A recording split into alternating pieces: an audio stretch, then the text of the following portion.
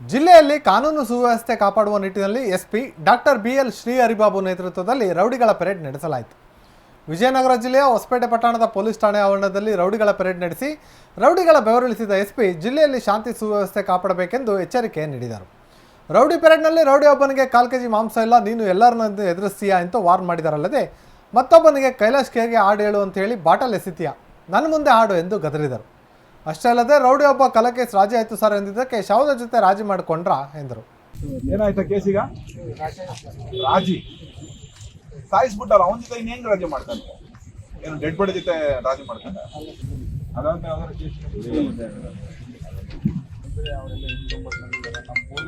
ಇನ್ ಯಾವ ವಿಚಾರಕರ ಜಗಳ ಮಾಡೋ? ಜಗಳನೇ, ಅರ್ಥ ಆಯ್ತಾ? ಕರೆಕ್ಟ್ ಆಗಿ ಮುಂದಿನ ದಿನಗಳಲ್ಲಿ ಇದ್ರೆ ಅನುಕೂಲ ಮಾಡ್ಕೊಡ್ತೀವಿ, ಇಲ್ಲ ಅಂತ ಹೇಳಿದ್ರೆ ಮತ್ತೆ ಇದೇನ್ ಕಂಟಿನ್ಯೂ. ಏನ್ ಕಾಲ್ ಮುಗಿಯೋದ್ ಬೇಡ, ಕರೆಕ್ಟ್ ಆಗಿರೋ ಸೊಸೈಟಿ ಸಾಕು.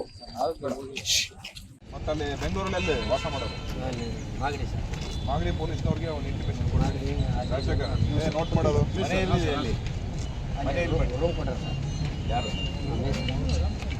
ಆಯ್ತು, ನೀನ್ ಎಲ್ಲಿರ್ತೀಯೋ ಅದು ಅಡ್ರೆಸ್ ಕೊಡ್ಬೇಕಿದೆ, ಗೊತ್ತಾಯ್ತಲ್ಲ? ಇನ್ಮೇಲೆ ಇಡ್ಬೇಕಲ್ಲ ಅವ್ನ ಕಣ್ಣು. ಮತ್ತೆ ನೀನು ಅಲ್ಲೋಗಿ ಬಾಲ ಬಿಚ್ಚಿದ್ರೆ ಹೇಳು, ನಾವು ಕನ್ನಡದಲ್ಲೇ ಮಾತಾಡ್ತೀವಿ, ಹೇಳು, ಮಾತಾಡೋ.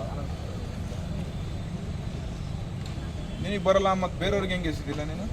ಇನ್ನು ಹೊಸಪೇಟೆ ಉಪವಿಭಾಗಕ್ಕೆ ಸಂಬಂಧಪಟ್ಟಾಗೆ ಸುಮಾರು 134 ಜನ ರೌಡಿ ಶೀಟರ್ಗಳ ಪೆರೇಡನ್ನು ಮಾಡಲಾಯಿತು. ಈ ಸಂದರ್ಭದಲ್ಲಿ ಆ ರೌಡಿ ಶೀಟರ್ಗಳ ಮೇಲೆ ಇರುವಂಥ ಪ್ರಕರಣಗಳ ಬಗ್ಗೆ ಪರಿಶೀಲನೆ ಮಾಡಿ ಅವರಿಗೆ ಎಚ್ಚರಿಕೆಗಳನ್ನ ನೀಡಿ ಸಮಾಜದಲ್ಲಿ ಯಾವುದೇ ಅಶಾಂತಿಯನ್ನು ಉಂಟಾಗುವಂಥ ಕೆಲಸಗಳಲ್ಲಿ ಭಾಗಿಯಾಗಬಾರ್ದು ಅಂತೇಳಿ ಅವ್ರಿಗೆ ಈಗಾಗಲೇ ಮುನ್ನೆಚ್ಚರಿಕಾ ಕ್ರಮಗಳನ್ನು ಕೂಡ ಕೈಗೊಳ್ಳುವಂಥ ಕೆಲಸನ ಇವತ್ತು ಹೊಸಪೇಟೆ ಉಪವಿಭಾಗದಿಂದ ಮಾಡಲಾಗಿದೆ. ಅದೇ ರೀತಿ ಹರಪನಹಳ್ಳಿ ಮತ್ತು ಕೂಡ್ಲಿಗಿ ಉಪವಿಭಾಗದಲ್ಲೂ ಕೂಡ ಈಗಿನ ರೌಡಿ ಪೆರೇಡ್ನ ಮಾಡಲಾಗ್ತಾಯಿದೆ.